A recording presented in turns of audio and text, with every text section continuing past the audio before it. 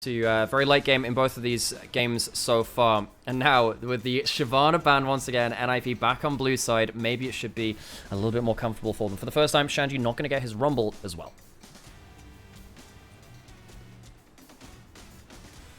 So, what's going to be our first pick? The Braum once again banned away as well, as we get ourselves into our first picks. Leona up and available, and now it is not. Lilia on the table. That should be an easy first pick, I believe, for NIP. Gives you a good amount of forward potential from that jungle, because you are an AP carry, which then gives you that engage as well. It's been so powerful in the LPL so far. That should realistically be that first pick, unless they value something like the Ezreal more. That could be potentially quite strong for them. Of course, they lost on that Ezreal pick at NIP in that game too. Oh, but this is something which has slipped through the bans. Lien, with his first series for NIP on this roster, gets himself his Nidalee, his most played champion of all time. There is a current fad across the world of the Nidalee pass. You must be so good mechanically at this champion to make it work, and Lien is going to try and put his hat into the ring with that one. On the other side, we mentioned the Ezreal, we mentioned the Lilia, both locked in by LGD. Very tier list, high tier list picks for them. Xiaoya had a great game one on that one in some regards, in terms of his individual picks. His positioning, maybe less so, as we get ourselves later into this draft again. NIP. Blue shouldn't be easy lock him. They need some lockdown somewhere, though. Also, they could potentially look towards, if they wanted to go back to a classic for this year, Shanji could go towards that Twisted Fate and that top side to have some lockdown from there. How much lockdown do they really want to go towards? Because typically, Nidalee fits into two kind of comps. Multiple poke comps, where you have something like the Corki or the Ezreal alongside it, or you also have heavy lockdown on the other side. Right now, it is just a Nidalee on its own. Hello, team. How's it going? We're back into the draft as it stands right now. How you doing, buddy? I am good. I am watching good League of Legends, even if it's messy. I'm ready for the second series. That's going to be a banger. I'm ready to see the conclusion to this series. Lien got his signature Nidalee. We've got a rookie on the Lucian again. Photic is on a champion where he can dive in amongst them. Like, feels pretty good to me. Looks like it's set up for another, it's just so much damage as well. There are no tanks here. There is no setup. This is all damage. LGD, they're setting up for a good amount of poke. I mean, the Kai'Sa will get to that point too once you get to 2.5 items, when you get yourself the AP components of the Nash's Tooth. But LGD, they have triple poke. They have Swirl Seeds, they have the Tree Shot Barrage and the Mystic Shots from Ezreal, and they also have the Rocket Barrage coming in from the Corki. So LGD, currently leading in the poke wars. Neither team has any sort of tank. Neither team has any sort of setup. It is all just shooting gallery, seeing who's more accurate right now. It certainly is. A lot of long-range damage. And to be honest, it's kind of what NIP had in the previous game to some extent. The difference is I think Nidalee can survive that a lot better than what they had in the previous game with Karthus, so maybe it could work out for them. LGD don't get to run with the same, like, full dive comp that they had last time around, which I feel was very, very good at punishing NIP's comp. So, NIP, I think they should really be looking at a Twisted Fate top now, you know? I think that a gold card means so much to this team. Okay, that's why it's removed. Okay, so LGD, you know, this is one of my favorite things about draft. When you watch so much League of Legends, you end up just getting into the mindset of the players and the coaches as well. So that Twisted Fate, one of the few lockup champions that you could actually have from Shanji in terms of that easy gold card. They're probably still looking for something like a Nautilus, a Rel, or a Rakan that can also help combo up as well. They need setup. I think NIP probably more than LGD, because one Swell Seed is pretty much an engage by itself if it hits, whereas on the other side, much harder to use one spear to then win a team fight off of, or the same kind of thing with a Void Seeker from Photic. NIP banning away some of Birdall's stronger individual laning picks in topside to give Shanji an easier time.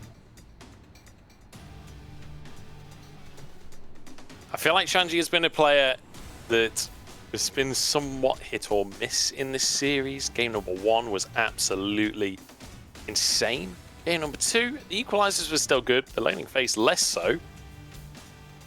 And now, do we go for the Mordekaiser? It was the answer we saw earlier in the year to Skarner. It has been transitioned over to try to punish this Cassante a few times. I don't know if if Shanju, the thing is, you've got an AP jungler and you've got a Kai'Sa in the comp. I feel like an AD top would be nice. Yeah, that's completely fine. I also say, I don't like this Alistar at all. Alistar sucks versus poke. Warmog's Mother is dead. You can't just tank a poke and leave with that one. So if you take too much poke, then you end up like out of the fight. And it means that you can't just, you don't ever want to use Alistar ultimate on poke. This would be something crazy. Shanji has played a game of this before. It is very good at running down tanks. You have a lot of damage, and we have ourselves in the last game of the Rumble stage for NIP, a bit of that dog in them in the top lane.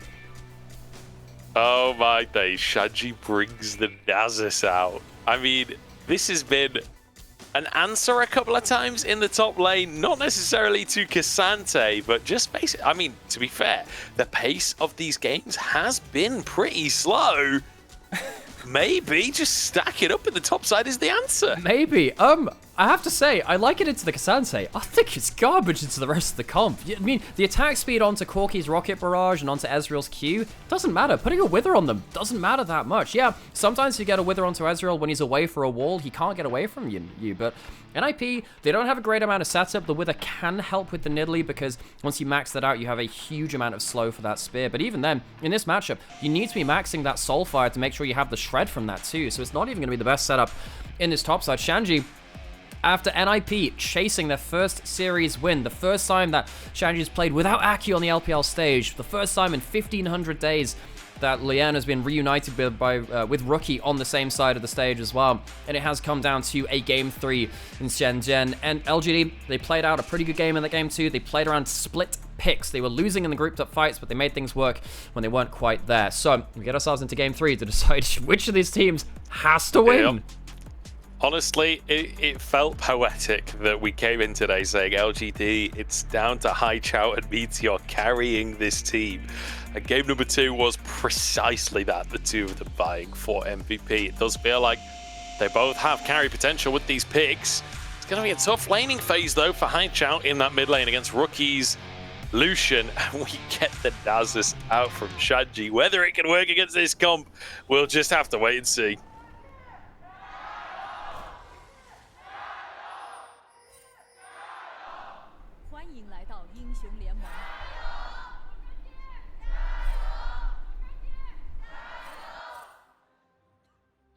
Hard to say if LGD have more fans there or if they're closer to the crowd mics.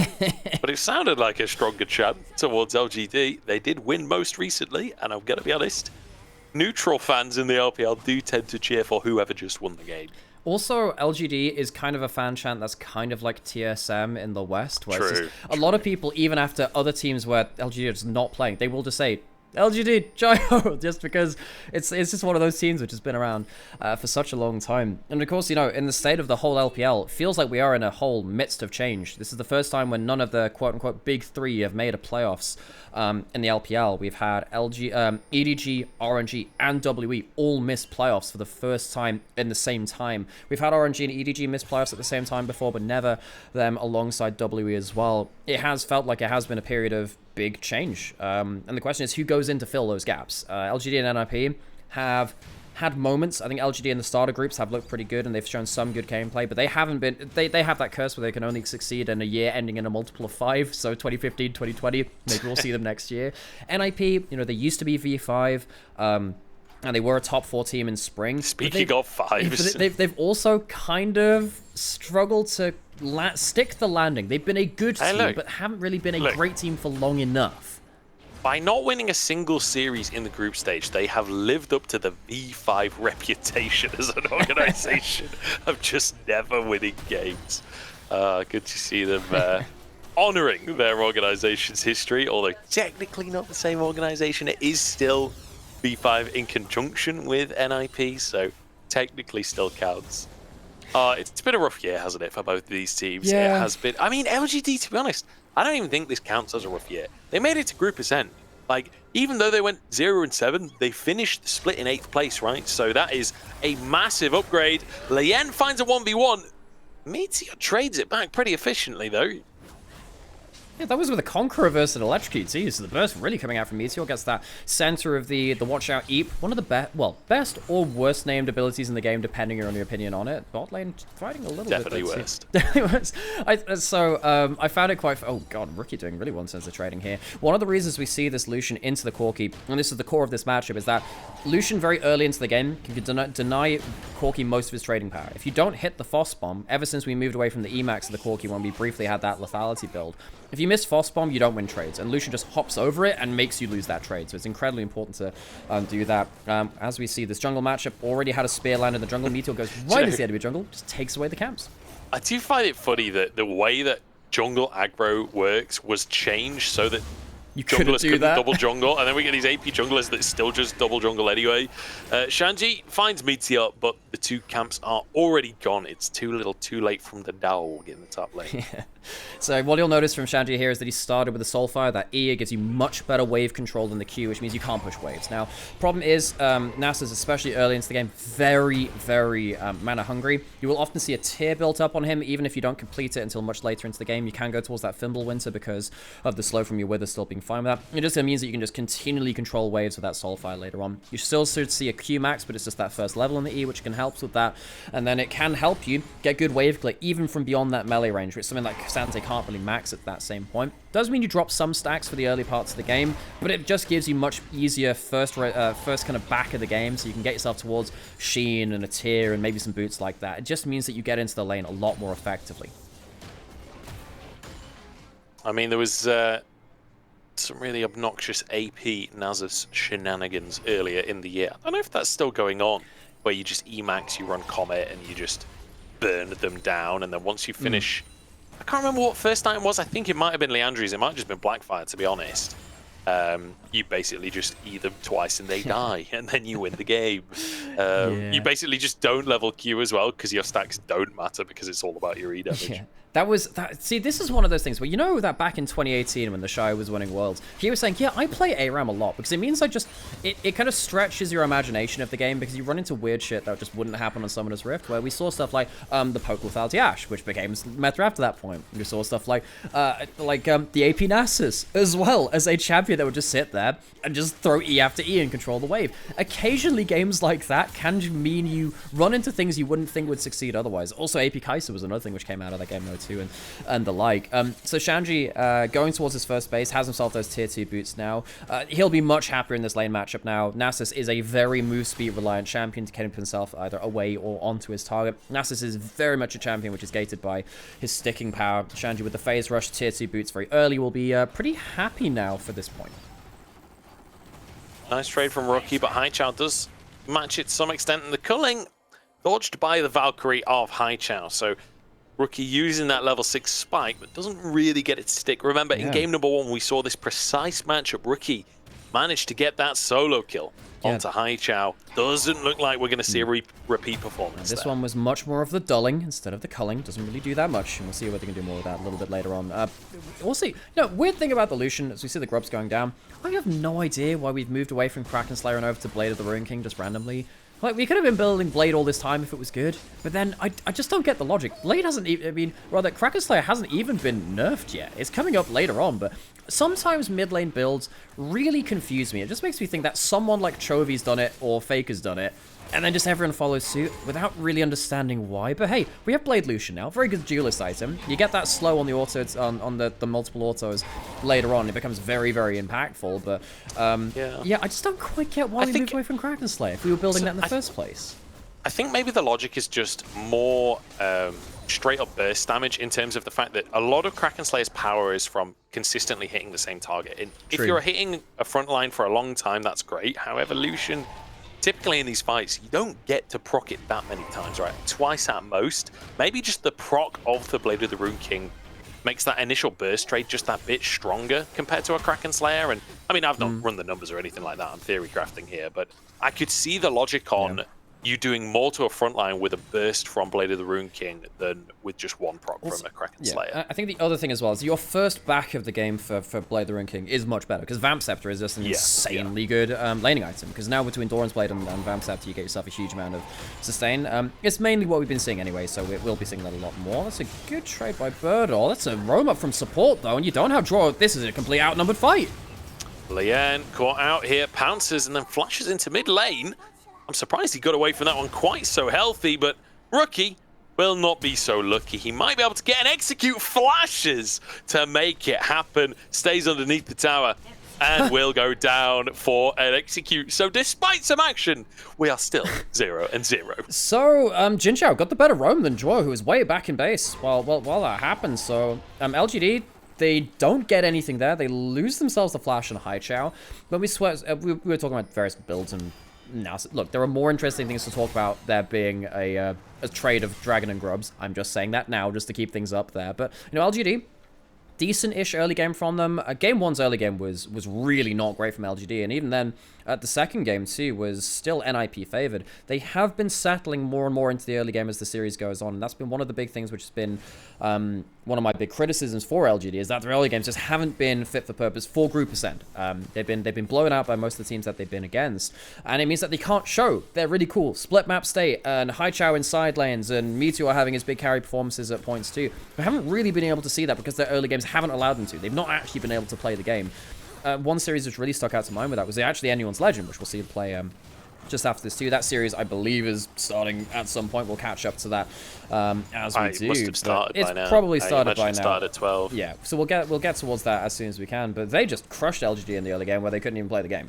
The fact that LGD do have early games now in this series means that we do get to see the better parts of LGD, which you didn't really get to see in the rest of this group.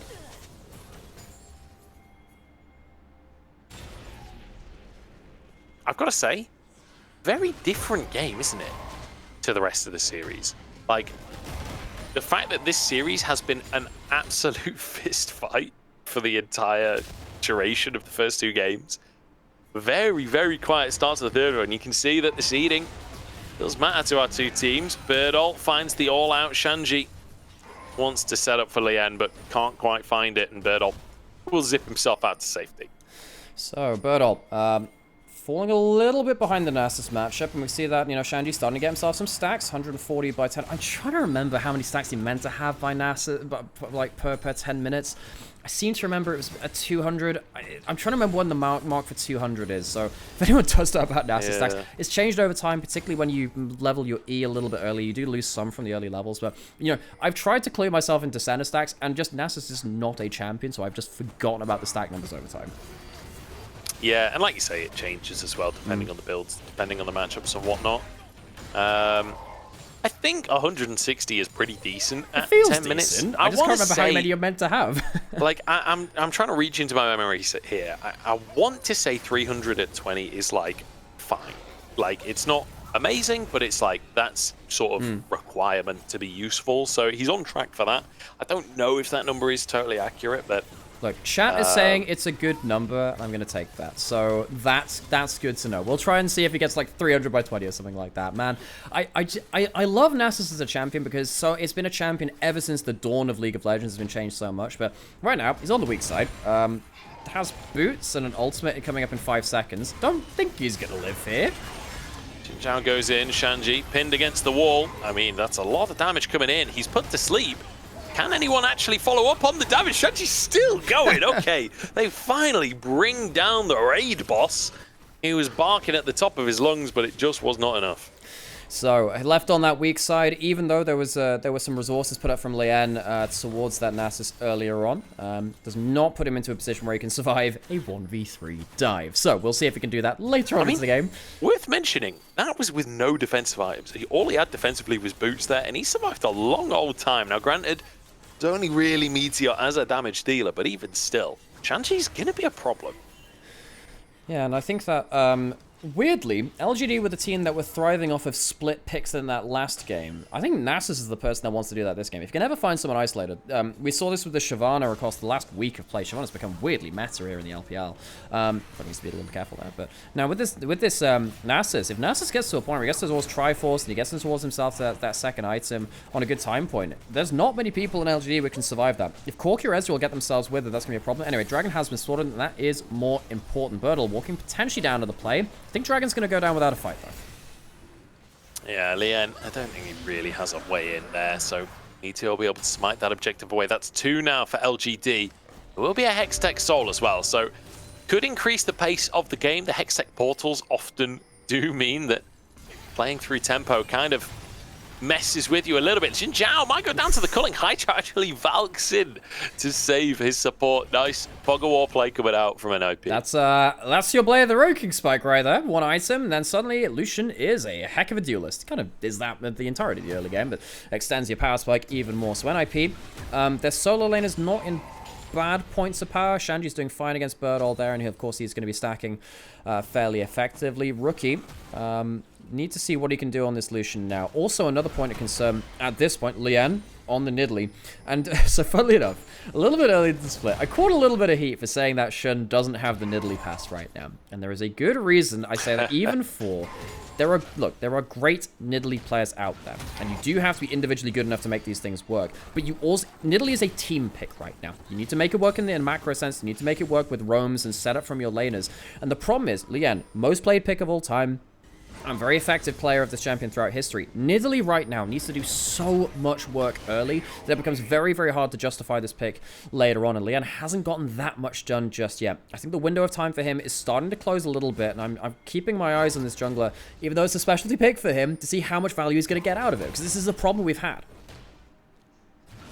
Shanji clears the ward to set up for Rookie in the top side. Birdall withered. Can they finish off the raid boss? Birdall is hard to bring down, and he pulls the dog over the wall. Back into his kennel he goes. Birdall outplays the 2v1 and sets up Haichao. Oh, Shanji, you play so much of that champion too. Walls are not your friend. Gets bopped twice by the Q3 and then the W. Birdall, even though he's been losing a lot of lanes, has had impact. He's going to teleport himself back into the player now. Gets himself some gold spent from that base. Shanji doesn't have teleport. LGD can take a 5v4 on the top side around the Herald.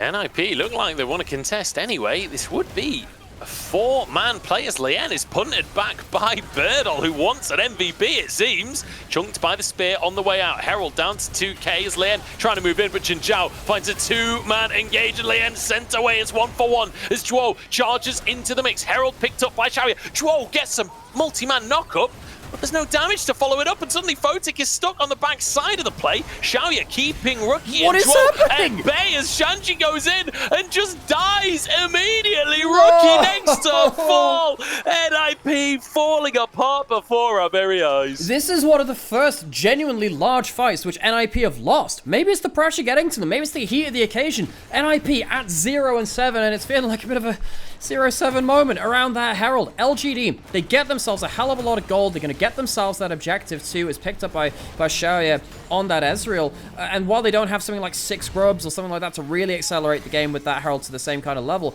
that is a huge fight from LGD. This is now suddenly Shanji, who's gone to 0-3 on the Nasus. We were saying he was stacking fine. Well, he's not if he's dying this often now. And this even started fine after this point. You're in the 4v5, but you managed to get a huge amount of damage onto Birdall, who still doesn't have ult. It's not like he can regen beyond this. But then just a lot of the...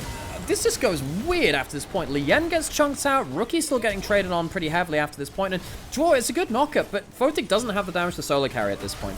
Kai'Sa is not an early game carry. She can't do that amount of burst damage at this point, and it feels like it's just one person running in time after time from NIP without actually coordinating very well, which is a huge problem considering how well they were coordinating earlier in the series.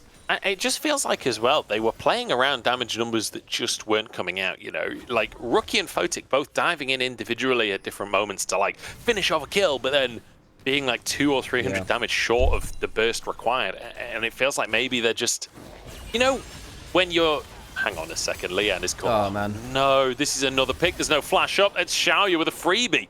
And he's got the Herald in his pocket. this could be an angle to brute force tier 1 mid, honestly, and set up for the Drake. Exactly. It's typically the Herald can be used as a counterweight, where you put it down in mid lane while the Dragon's spawning, and one team has to respond. Well, they can't respond to either now. I mean, this is the problem I'm talking about with the Nidalee, where it is a team pick. You can be good just individually at that player, but at that champion, but you also have to have the coordination and the understanding of what your team needs from you around that pick as well. And suddenly, Liam, 0-2-1. That's not good enough for Nidalee in this meta. Nidalee is hard to play as the game goes on. Very, very hard. You're not making it any easier. How's that Leandries will have damage if you hit spears, but currently, you know, the benchmark for what Nidalee should be doing in early game has absolutely not been reached, and that's going to really hurt NIP. And it's like the Nidalee can function as a sort of poke champion later on into the game, but you're against Lilia, Corki, Ezreal. It's not like the enemy team doesn't have poke, you know? It's not like they've not got a Cassante to soak it up on the front line. I'm not sure that'll be much of a win condition as Rookie takes a tower shot. Lien moving up top, but goes wide on the spear. We'll set up for a tier 1 here. Jin Zhao sent into the rest of the team. The spear goes wide again. Jin Zhao will just walk away. A tier 1 acquired, while in the meantime, Haichao gets tier 1 in the bottom lane. It's going to be Drake taken for LGD, and Herald comes down mid, which will set up for Xiaoya to finish this tower. It's a huge gold swing in favor of LGD. Hang on a second. Xiaoya caught in the Herald. The slow from the Swirl Seed saves his life. There's a ward behind enemy lines. Birdle has TP. It's a double TP coming out from LGD as they want to punish NIP. They want to find more. Duo punted into the rest of the team and will be taken down. That's 2 extra off the back of a huge macro trade. Birdle escapes to the rest of his team, and LGD can look for more. NIP's macro is in absolute shambles. Absolute shambles. LGD take easy turrets in mid and bot lane, and serious credit to Birdle again. I think that Birdle is a player who's had a lot of flack, understandably so. I'm not saying that criticism is not correctly put towards him, but I think even when he's been behind in matchups in this series, he's had teamfight impact. And even here, when he's on the weak side, which he's not always managed to do across this year so far, he escapes that turret trade. He doesn't overcommit in that top side and die under that turret and give NIP something more. He survives in that top side. Everyone collects their resources around the map, and then he teleports back in with Haichao as well. Birdle playing the map like this makes it so much easier. Of course, Haichao coming into it as well. LGD just seems so much more on the same page when it comes to the wider map plays. NIP, when they're not starting on the same screen and people are moving from lane to lane, feel like they get lost in the source a little bit. And the thing is, like, LGD have just gone to default solo queue strategy here. When it comes to, you see the Nasus on the enemy team, you see a Kayle on the enemy team, you're like, okay, this is a pick that will scale if I ignore it, so let's just kill it 4 times in the first 20 minutes. Like, Shanchi is just doing nothing. He walks in that fight, does no damage, dies immediately, 0-4-0, hasn't had an impact. Birdle on the other side is setting up his team perfectly. And, you know, we've seen the Nasus once or twice in LPL. We saw Shanji play it once in spring, I seem to remember. I think also Qingtian also played it for Ultra Prime. And one thing I've noticed really about the Nasus as well is that when you are very much in the same degree of the Shyvana, which, weirdly enough, both these champions were around in, like, Season 3, Season 4, around the same kind of time in both jungle and in top lane as well. They are not full tanks. They are very good at running down an individual member when they have those kind of items, but they're not full tanks. And the problem is when you're falling behind on the rest of the map, and also this Alistar in this game is not a good enough tank. You're going to lose your ultimate to poke. You're going to lose half your HP before your ultimate really becomes that valuable either. Shanji is going to have to be a frontline without being a good frontline champion. And also, he is 0-4. So he's not a good frontline champion, and he's not in a good spot within this game. He's just not in a good place. He's just not having a fun time, and he's going to get focused on time after time. I mean, if he gets a 1v1 with Haichao, then he'll be in a good spot, but I just don't see that scenario I think he can really 1v1 coming the to Rel. pass. I think the Rel he can manage. But I just want to remind everyone what's at stake here today. The winner of this series gets to play against IG in their best of 5 to try and find playoffs. The loser will have to go up against RA, and honestly, after this series, I think I favor RA versus either of these teams at this point. And honestly, it's not just about the opponent that you get in terms of, like, you know, IG's probably an easier opponent, right? I think it's fair to say. However, it's also NIP, like Shanji up against, Lien and Rookie up against IG. It does feel poetic that they would have to play that series, but they need to win this one first. Juor gets a 4-man pulverize. Well, that is unfortunately all NIP will get abandoned by his team as Birdall finds Shanji on the top side of the play, and that is not a tank, my friends. Photic, next one to be caught up as Birdall gets 2 in his Q3. My goodness, this is a massacre. LGD are just obliterating NIP. And NIP, they had good early games in the rest of the series. They had good team fights in the rest of the series. They managed it for 2 games, but in terms of that aspect of it, they lose the second game to split plays over anything else. And now not even that's working for them in game 3. I don't know what is working for them in this summer split. They've had occasional good games. They've taken away a win in this series where they look good in those scrappier big team fights. But, you know, you're coming back 3-0 now to this play here. Draw, he goes to the big play, but there's no follow-up. He goes in for a great knockup. Okay, and what? What's in there? There's no spear following up. Learn must have that on cooldown. Rookie throws a culling through, okay? Doesn't even take anyone down to half HP. Shanji doesn't have a flash to get over the wall. He's there late as well. This is uncoordinated, it is directionless, and is ineffective. NIP, the composition doesn't work out, and I think that LGD look like they understand their roles within the game much, much better. NIP are by far the second best team in this game. I don't know if it's an issue of the players. I don't know if it's an issue of the coaching staff, maybe. But I don't know. This sub-in from Lien has not been the answer. It didn't fix things in the way that perhaps NIP were hoping. And here in game, after such a close series as well, after such a close series, the way that this last game is going, it's just painful to watch for any Rookie fans at home today. I mean, avert your eyes, turn off the stream. This is not the one for you, because my goodness, this is just painful to see. Rookie's not making worlds, folks. Definitely not as it stands. Last time he went to an international He's not even making playoffs, not mind worlds. That's where this team has fallen to. And you know, it's very hard to put into perspective or decide which perspective to look at this from.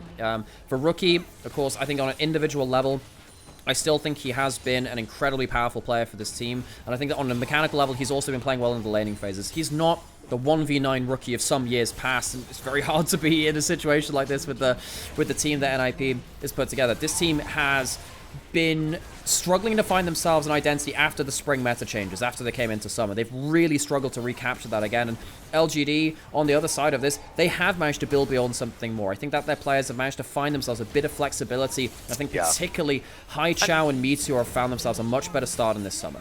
I think this series is a great example of like strong individuals on NIP versus LGD, which is like the sum is greater than its individual parts. You know, I feel like LGD have come together as a team to be able to make it into Group Ascend. They have outperformed expectation just by being in this group alone. NIP are a team that with a roster like this should be making it to the World Championship, and that is not the level of performance we've seen from them this year. And now LGD, with 2 inhibs already taken, they look towards a third. It took them 3 Barons in their previous game win. This time they take 3 inhibs off of 1 Baron.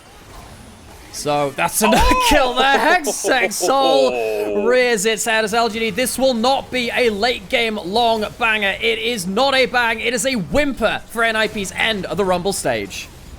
This has been a brutal. Birdall will fall at the end of it. Oh no, he won't. Primal Surge. It's traded at very least to Shanji. Does his best to answer onto Jin Zhao. He can't even get the kill onto the horsey. The horse is greater than the dog. I think we all already knew that one from wars of years gone by. Oh my goodness. What a smacking from LGD. What absolute destruction in game number 3. NIP. They look a bit dejected, and I'm not at all surprised. That was a tragic way to end their split. So, while we were in that game 3 as well, it is worth noting that BLG have already won their first game versus AL. I thought we might miss a bit of that first game, but we've actually ended up missing. For the first time this year, I've missed an entire game rather than just a part of one. I don't know what the hell happened in that series, but we'll catch up to that one ASAP. It does mean that we don't have to jump over immediately to that, but thank you folks for joining us once again. Of course, this is a non-broadcast day in the English broadcast, and the very last one we'll have that during the year. During this time, we've been trying to, in our own ways, via co-stream or kind of more this stream as well, try and cover some of those games so you out there can enjoy it in whatever form that you want to, even though it's not on the official channel, so we hope that you've been enjoying that as well. We will jump over to that second series. I guess I'll just change the feed over. Probably now's a good time to take a break as well. we're getting towards that second series as quickly as we can. So let me go find that whole thing where I change over the streams and stuff. So the question is, do we watch Game 2 of that second series first so we can watch that live? Or do we